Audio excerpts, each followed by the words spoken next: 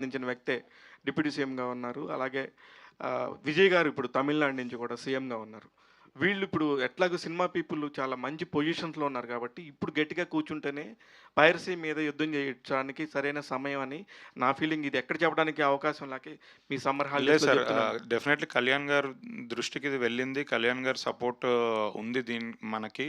So, Kalyan గారే proposal తొందరగా తీసుకొని రండి. ఎందుకంటే ఆయనకి ఇప్పుడు మీ అందరికి తెలుసు సెంట్రల్‌లో ఆయనకున్న ఇన్‌ఫ్లూయెన్స్ అది. సో, డెఫినెట్‌లీ హోప్‌ఫుల్లీ సుప్రియ గారు లీడ్ చేస్తున్నారు యాక్చువల్లీ. సో, మేమందరం కళ్యాణ్ గారిని తొందరగా కలిసి ఇది ముందుకు తీసుకెళ్తాం. పైరసీని అయితే డెఫినెట్‌లీ సీరియస్‌గానే తీసుకుంటున్నాం.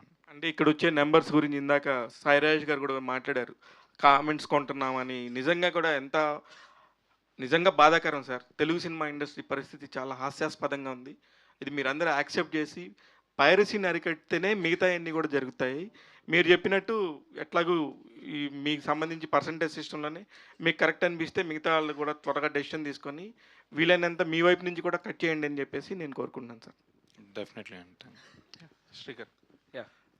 అంటే మీరు ధీరజ్ దగ్గరికి వెళ్ళినప్పుడు ఒక టెండర్ థాట్‌తో వెళ్ళుంటారు. అవును. ఓకే. ఇదొక ఫ్రెష్ థాట్ అని చెప్పేసి. సో, అవును. ఇప్పుడు ఆయన అంతమంది డైరెక్టర్స్‌కి స్టోరీ సెట్టింగ్స్‌లా చేయించి గాని, లేదంటే ఆయనకి తెలిసిన వాళ్ళందరితో మళ్ళీ అక్కడి నుంచి మీకు ఇన్‌పుట్స్ రావడం ఇదంతా కూడా. సో, మీరు అనుకున్న టెండర్ థాట్‌ని ఎంత ఫ్రెష్‌గా, రిఫ్రెషింగ్‌గా ఒక సినిమాగా తీయగలిగారు? అంతమందికి నరేషన్లు గట్రా అంటే వాళ్ళకి ఇస్తున్న కొద్దీ ఇంకా స్క్రిప్ట్ ఇంకా బెటర్ అవుతూ ఉంది తప్ప, నేను ఏదైతే ఫ్రెష్ థాట్ ఆర్ నేను ఎక్కడైతే ఎగ్జైట్ అయ్యానో స్క్రిప్ట్‌ది, ఎక్కడైతే ధీరజ్ గారు ఎగ్జైట్ అయ్యారో అది ఎక్కడ మిస్ అవ్వకుండా ఆన్ ఎ హోల్ ఎవరైనా ఏదైనా పాయింట్ చెప్తే అది తీసుకుని ఒకసారి దాని మీద ఆలోచించి అది అసలు వర్కౌట్ అవుతుందా లేదా అని ఒకటికి